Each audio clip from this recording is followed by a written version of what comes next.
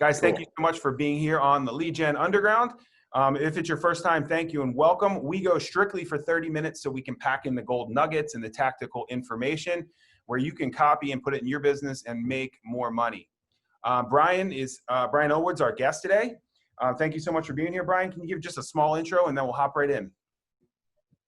Sure, man. So I started out in the corporate world like everyone else and read Rich Dad, Poor Dad, wanted passive income, was living in Nashville, Tennessee.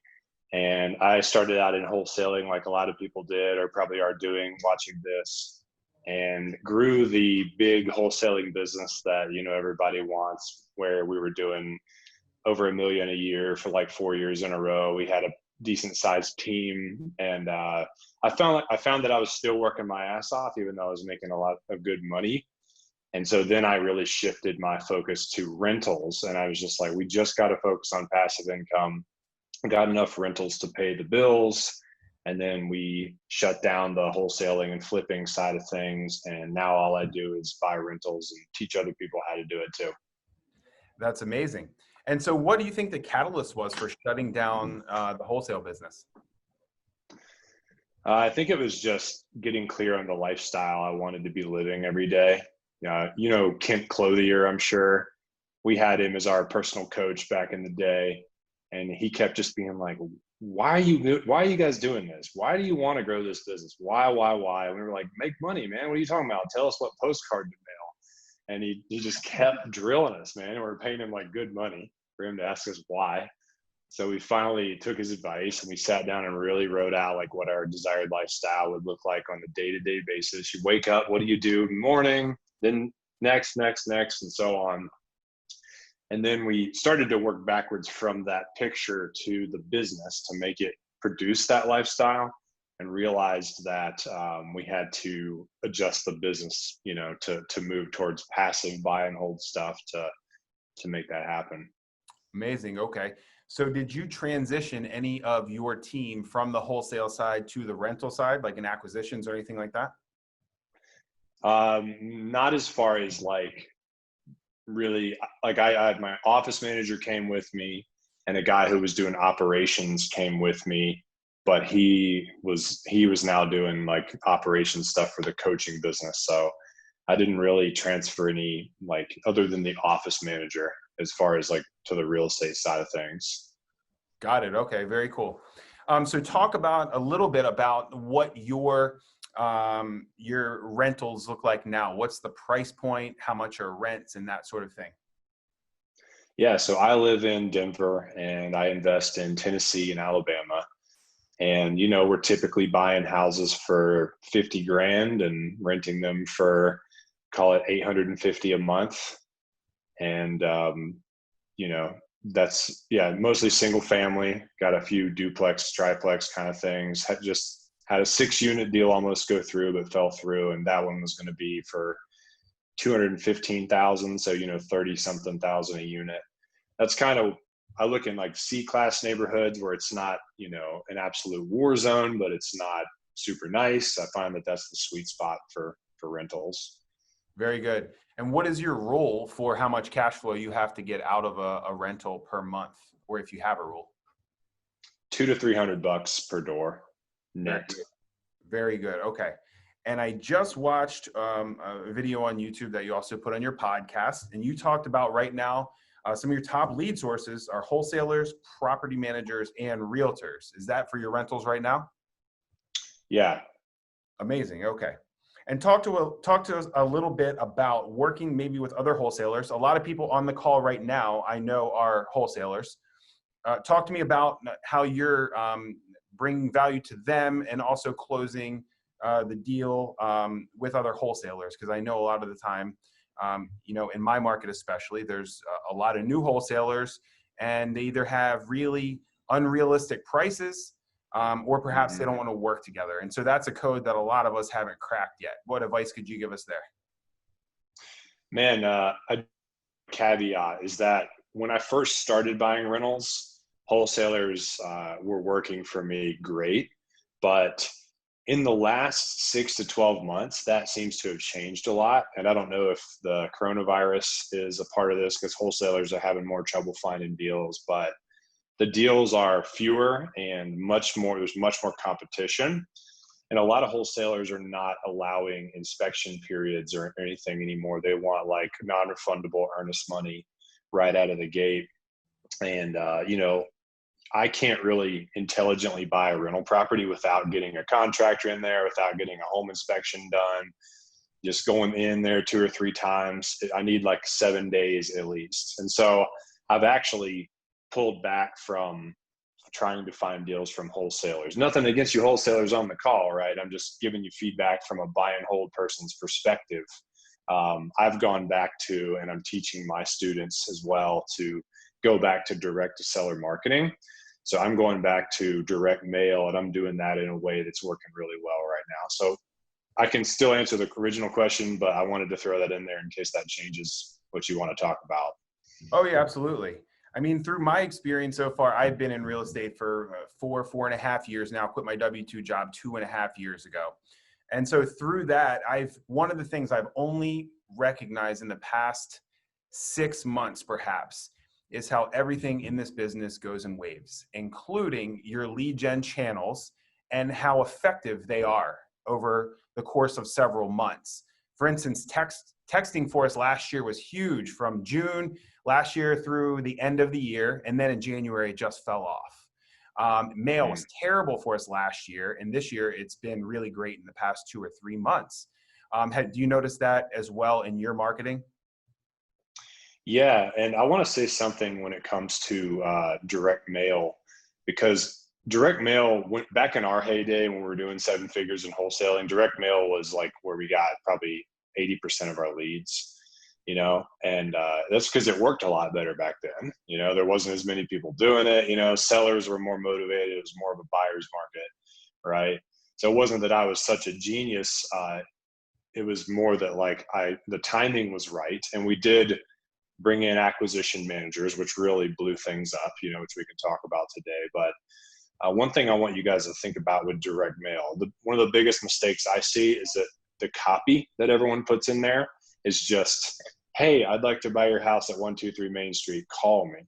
So if the seller is getting 15 letters from 15 different people and they all say the same thing, you have like a 1 in 15 chance of getting a phone call, right? So you need to remember that all businesses, thrive on marketing. I'm sure everyone on this call is like, man, if I could just get more leads, I need more leads. I need more deals, right? You would know how to sell them if you could get them, and you could blow up your wholesaling business. It's all marketing. So you need to learn copywriting. You need to study the great copywriters of the past and learn how to write something that's like jaw dropping.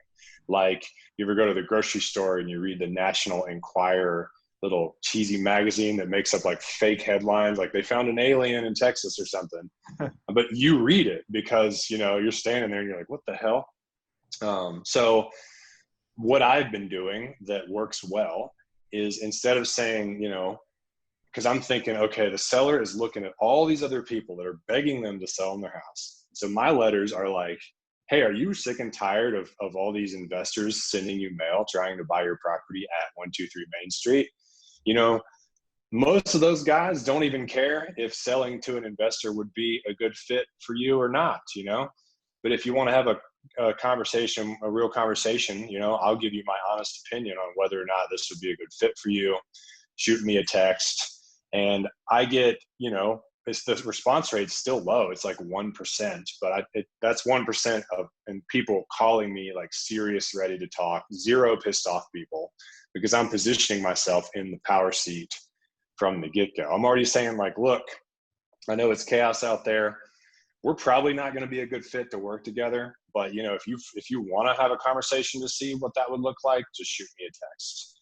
And so I just encourage you guys to just go against the grain with your copy. Like, try to make your stuff stand out. Talk shit about all your competitors in your copywriting, and just be like, those guys are wacky. They're not going to treat you right. If you want me to tell you what you really need to do to sell your house, I'm happy to jump on a call, but you got to keep it light. And also, you have to, there's like a thing that you learn in marketing where you're supposed to throw rocks at your enemies. You know, like I teach people buy and hold now. So I might say something like wholesaling is just a job, and, you know, in rentals, and that's just throwing rocks at the other strategy. I don't really have anything against it. You know, we're here talking about it now. It got me where I am, but it's a marketing tool, and you guys need to do that in your direct mail copy against your competitors as well. Wow, very good. Okay. What kind of pieces are you sending out? Is that a postcard? Is that a letter or Yellow letter. yellow letter? Fantastic. Yeah. And so who are you targeting with these letters? Like what kind of audiences? You don't have to go into all the audiences, but your typical letters, who are you sending to? Vacant properties. So do you use PropStream, or have you checked that out at all? Yes, sir. PropStream's awesome. Okay. Yeah, I like it a lot too. So I pull my lists from there, and I do vacant plus free and clear plus 7 years of ownership. And then I'll make sure to select like all the single family and multifamily types of properties. And that's the only criteria I use. Vacant. Oh yeah. Absentee owned. Sure. Absentee, vacant, free and clear, 7 years ownership. And then another thing that I do is I use a separate mail house from that PropStream uses, because they can't guarantee when your mail will drop. And statistically, your mail needs to drop Monday, Tuesday, Wednesday. Like if your mail drops on Friday or Saturday, you pretty much just wasted your money. And so I think like Tuesday and Wednesday and the big companies that do direct mail and, you know, millions and millions of dollars have studied this and found that like Tuesday to Wednesday is kind of when people are the most like, you know, Mondays it's like everyone's like, oh, overwhelmed, and they're kind of handling some things on Tuesday, Wednesday. By Thursday, Friday, they're already thinking about the weekend. They're drinking beers. So, you know, you got to time your mail right. And that's another big piece of it. Yeah, very much so. I didn't even realize that until probably a year back. And then someone said, don't send on Thursdays. And I said, why not Thursday? And they said, well, Thursday's the junk mail day. Didn't you know that? And I said, no, I had no idea. But that's a really good tip there. Okay. Are you alternating? Are you sending like every month, or how do you send your mail that way? Well, back when we were wholesaling, we were obsessed with direct mail, and we studied it. I mean, we were spending, like I said, we'd make over $1 million a year. We were spending probably around $200,000 a year on direct mail to make the $1 million, right? So, you know, you'd think, why would you spend $200,000 on direct mail? It's because it was making us a lot more than that. But without that, all the business would have gone away. And so we tested everything. We went, because we were always trying to add new lists and new pieces and new copy. And then we just decided like, well, let's mail people more frequently, less frequently.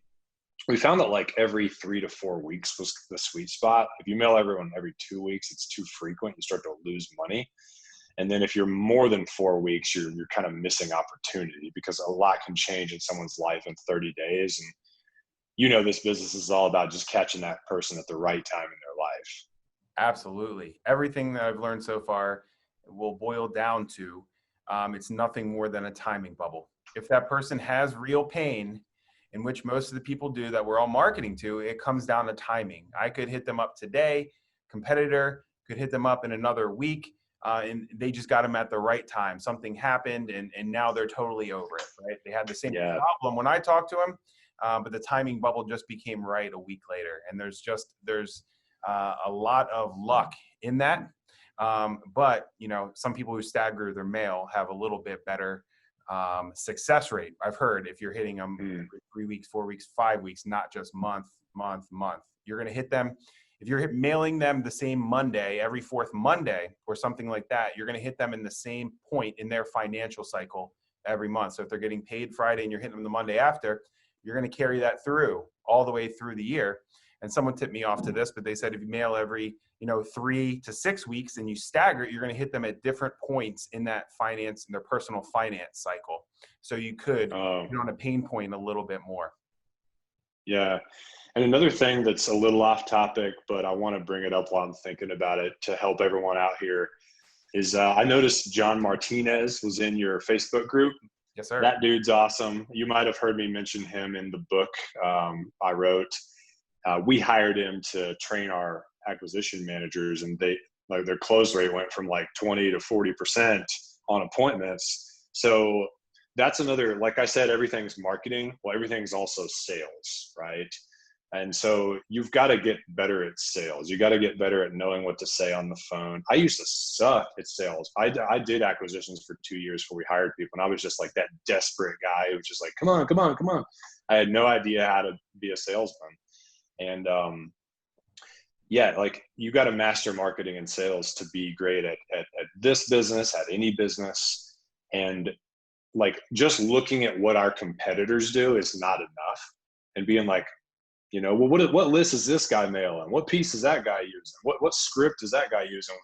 Well, those guys might not know that much about marketing and sales. They might have just copied it from someone else, you know, like everyone got it from Sean Terry and it's just kind of coming down the line or whatever, right? Which he's a rock star, but like, I'm just saying everyone copies each other, and that's not the best strategy. You're better off to go deeper with marketing and sales to where you're above and beyond all of your competitors. Once I got better at sales, man, like sales calls, like when sellers call me on my direct mail now, I'm not nervous at all. I'm in the power seat the whole time. I'm kind of leaning out, like, I don't know if this is a good fit, you know? You sure you don't want to just sell it to a realtor? I mean, that's probably what I would do. And they're like, no. You know, like, I mean, everything changes. But John Martinez, the guy in your group, he's the guy that I would study from. He puts out lots of great content on YouTube for free. I know he's got some paid stuff, but you know, it's probably worth it because if you close like an extra deal, you could pay for it. And if you double your conversion rate, you double your business with 0 extra leads, 0 extra phone calls. So conversion rate is really important. Undoubtedly. John Martinez, he's my sales mentor. I'm not close with him. Cool. Yeah, he's in our mastermind, so we talk with him every now and again. But John is one person who has certainly changed the trajectory of my life and my career. Going to his sales boot camp, I paid $3,000 for it or something like that. I knew I made it. I know I made it back in the next 3 months. But he made me realize how little I knew about sales and that I needed to study sales way, way, way more. So I credit that all to him, my knowledge, but also my thirst to learn more sales, like to him for sure. Awesome. How many rentals do you currently have? How many do you want to get to? I got up to about 35 or so at the most single families. Now what I'm doing is selling some of those off, putting the money in 1031 exchanges, and I'm marketing to multifamily. I'm trying to take down some like 10 to 15 unit buildings, but I'm honestly just doing it to continue to learn and grow at this point, because that amount of rentals is enough to pay my bills. You know, I don't technically need more. And so I don't really have the desire that a lot of people do. Like I want to get to 100 or 300 or 500. I get a lot more fulfillment out of helping other people now than I do trying to make myself richer. So that's kind of where I'm at. That's amazing. Elijah asks, what are buy and holders looking for when working with a wholesaler when it comes to price or ROI? Okay, just real down and dirty. You guys have heard of the 1% rule before, right? Where rent divided by purchase price is 1%. So $700 in monthly rent divided by 70,000 as a purchase price comes out to 0.01 on the calculator. That's 1%. I typically want to be at like 1.5% all in. So purchase plus rehab plus closing costs. That's a good deal. I know that it's asking a bit too much maybe to try and find deals like that nowadays. I do want to speak to that in a second, but the real down and dirty way to get an all-in price is just take the rent and divide it by 0.015. So if you put 700 divided by 0.015 in the calculator, it'll come out to, I don't know what that'll be, 50 grand or something around there. I'm using my phone, so I can't use the calculator, but that's how you see what something would be at a 1.5%er. That's typically going to get you in that $200 to $300 a month cash flow. And this is a bit off topic, but I think this will be helpful for people so I coach people on how to buy rentals, and a lot of my clients are in popular rental markets. Like a lot of you guys probably are, like, you know, Cincinnati or Columbus or Nashville, Jacksonville, just the real popular places where everyone's trying to find deals, Dallas, Houston. And what we're seeing is that the prices have inflated so much in all the popular markets that you've heard of that there really aren't that many rental deals right now to be had in bigger cities. Okay. Even like a place like Indianapolis, where there's still houses on the MLS for like 30 grand. Those are probably in really bad areas and you wouldn't want them anyways, right? The ones that actually you would want are too expensive. So what me and my students are doing to find deals now is we're looking, so you might look at Columbus, Ohio, and then you look like about 45 minutes outside of it. What are all those small little fringe towns? Because those people are close enough to commute to Columbus for work, so it benefits from the economy of the core city, but they live out where it's cheaper. And you can invest in those fringe areas, still use the same contractor, same property manager, same private lender, same title company, et cetera. And you'll be able to find cheap deals there. And so we're marketing to a lot of those little towns on the fringes around big cities as an adjustment to make it in 2020. And the main thing you're looking for with that is like minimum population size of about 30,000. So you don't want like a little 5,000 person cow town. And then the population of the smaller fringe towns should either be like flatline or growing. You never want to invest somewhere where the population is declining. And so if I was a wholesaler, and rather than just compete with all these other people in Columbus, Ohio, let's say, I'd rather just pick like 7 or 8 little fringe cities that are in the 30 to 45 minutes away range and market to those areas, and then market those deals to the Columbus investors and say, hey, I know you're not finding anything right now. This one's 30 minutes away and it's only 40 grand, I think that those things would just fly off the shelf because I know me and all my clients are looking for deals like that. That's super solid advice right there. I like that a lot. What kind of towns or what kind of cities or markets are you guys looking for now? I know that you're not investing in your home market. COVID has taught us all a lot about what we can and can't do virtually. My buddy Sam on this call has 3 other partners, and these guys are all selling their homes and buying RVs and hitting the road for like an unnamed period of time because they realized they could, right? So I think that mentality is extending out a little bit. Like I'm in Baltimore, but now I know I can invest in Minneapolis or Indianapolis or Texas or wherever I want. So, the limits have been removed, whether they were mental or not before. What other kind of markets are you looking at, or where would you recommend that other people look at right now? Well, I've written and I've done write-ups and videos on market selection like extensively. If you want to message me after this call, I can get some links for you to share with people that'll really go into detail on it. But typically you're looking for a place with, a population. Like if you were going to pick, I don't want you to pick a tiny town to be your market. I want you to still pick like a big city, like Houston or something, because I do predict that the market's going to cool off at some point. You'll be able to go back into those popular cities and invest, right? So I still want you to pick a market that's known for being good for buying real rental properties, like Memphis, Tennessee, or something like that. Huntsville, Alabama, Clarksville, Tennessee. Those last 2 are the ones where I'm investing. But I want you to pick a market where you're seeing like basically if you got on Zillow and you looked at every property that was listed for sale and you sorted price low to high, you better see some stuff under 100 grand on the MLS, or it's going to be too expensive of a market. Even when you go in and dig in and work with wholesalers and find the off-market stuff, it's not going to be cheap enough in relation to what it would rent for, right? Because the more expensive a house gets, the rent does not follow that, obviously. So you need a healthy rent to price ratio. And that's just a quick down and dirty way to look at a market. Like you might look at like Spartanburg, South Carolina, you'll see like 50K houses all over the MLS. Okay, that's a place I could invest in. Now, is the population growing there? I don't know. The economy's been kind of depressed there. I was born there. My grandma lives there, and there's lots of boarded up shit everywhere. So maybe I'd have to look into that more. I'd wonder how many people live there. Is that population growing, flat, or declining?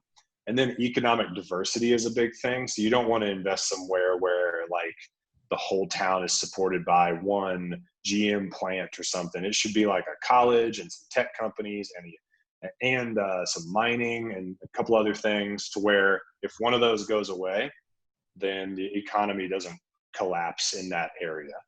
Other than that, I like to see, a thriving real estate investor community, because you want to tap into that Facebook group and be like, what's up, guys? Who are all the wholesalers? Who's the best property manager? Who's the best realtor, title company, contractors? You need people to ask about that local area. And then vacancy rates, probably 5 to 6%. So, and again, I think I said minimum population size 100,000, but a little bigger is probably better. So pick a market that ticks all those boxes. You can look on Bigger Pockets. They run like a great rental market report every year, and they list all their top markets. And then once you've picked that market, include all those fringe areas in your marketing efforts for now, because everything's so crazy competitive and expensive.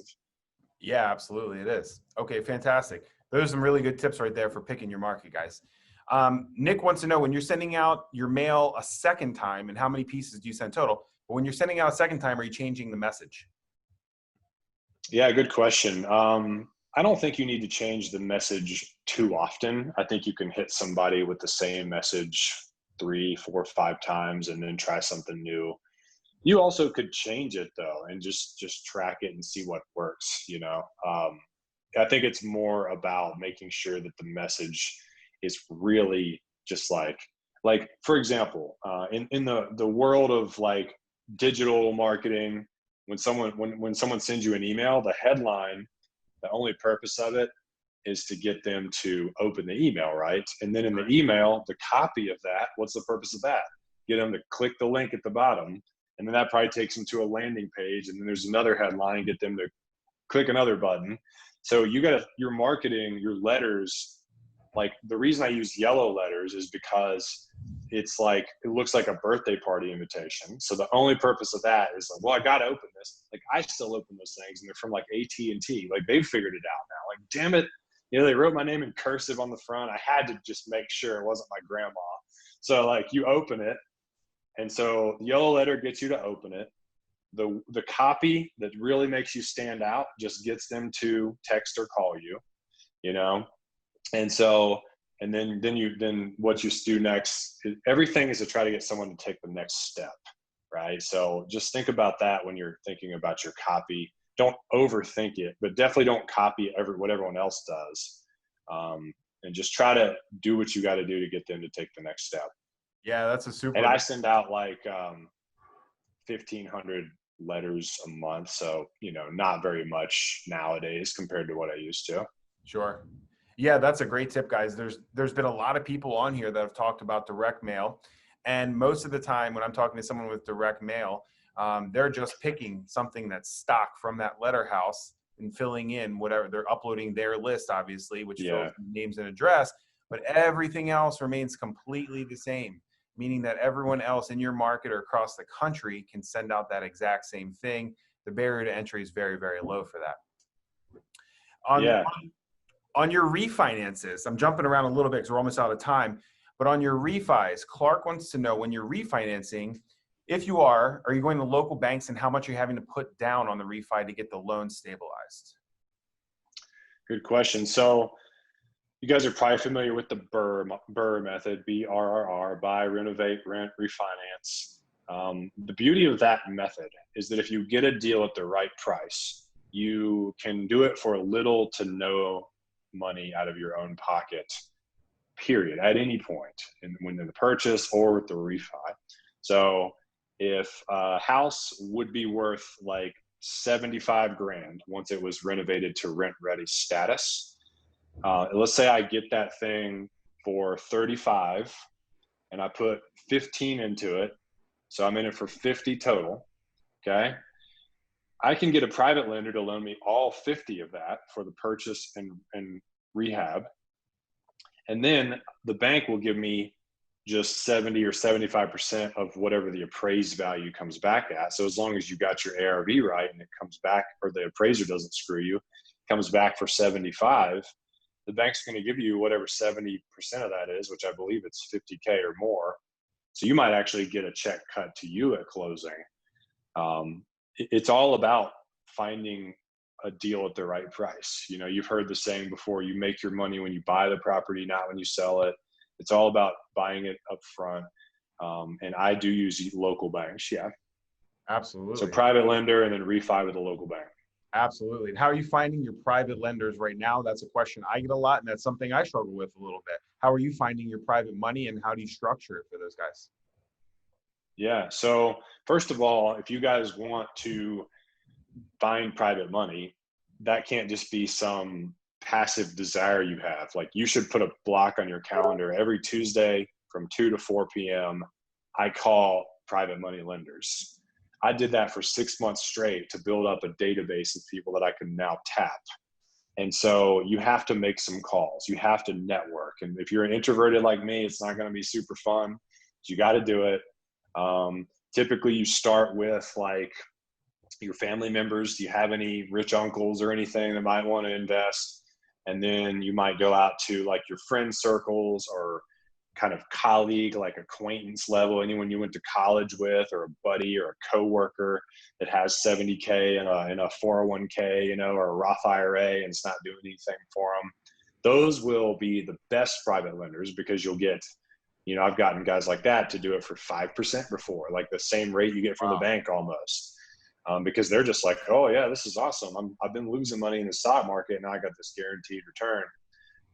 And then out from there, you go to local investors. Like, I've had a lot of like just other investors in Nashville become my private money lenders. So you post in the Nashville Facebook group, you say, hey, who are the private money lenders here? You know, I'd like to connect. I've got a deal I need some funding on, or I'm about to need funding.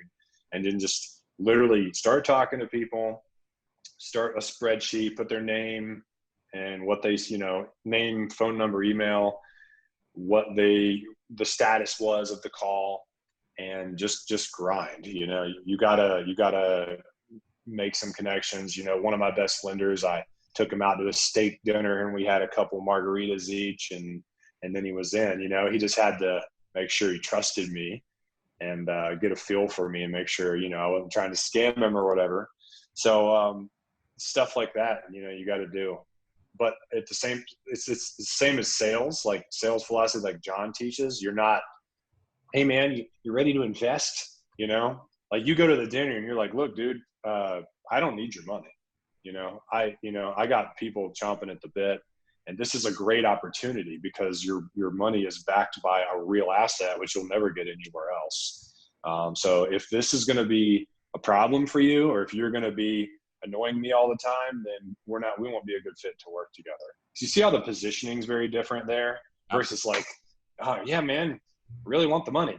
Like, you might feel that way, but you can't act that way. And people, it's like, you know how like all the guys that got all the girls when we were growing up, they played hard to get, you know, and they were all cool, and the desperate ones got no girls, right?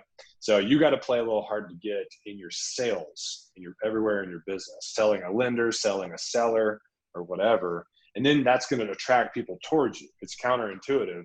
So make sure you do that when you're networking too, and you're not like the needy guy. Yeah, absolutely. Guys, here's one thing I want to drop to you really quick. Up until a month ago, I've had some private lenders, and then I have my cash buyers. And if you guys have a Carrot site, one of the last stock questions that it asked them is, are you willing to lend your money for a passive return? It's something like that. Are you willing to lend your money for someone else's projects? And about 2 out of 10 on mine say yes. I had never tapped into that before because I had never crossed those two over to think that some of my cash buyers would also be private investors on projects of mine until recently. So if you have a Carrot site, check that out and go back and look through some of your cash buyer leads and see if they'd be private investors for you. Brian, last question. What is your big, hairy, audacious goal, your BHAG? Why do you do everything that you do? I should know the answer to that. I coach people on goals all the time. You know, I have my goals for the year and whatnot. My biggest goal, like if I'm fast forwarding the end of my life, and I'm on my deathbed, and I just want to maximize everything I'm able to contribute to the world, so however many lives that is that I can positively impact. I like to snap people out of this, I'm in, traffic, got the 9-to-5 grind, and I hate my life, because that used to be me.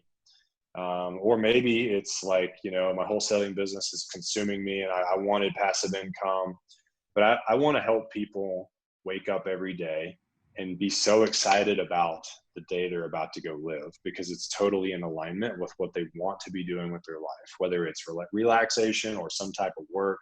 I believe everyone deserves that, but you have to believe it's possible for you and go after it, even though everyone else is going to tell, like, literally society does not want you to do that. Your friends and family don't want you to do that because it makes them look bad, because they're like, well, shit, I never went after what I wanted, so I'm going to make fun of him for trying to do what he wants to do.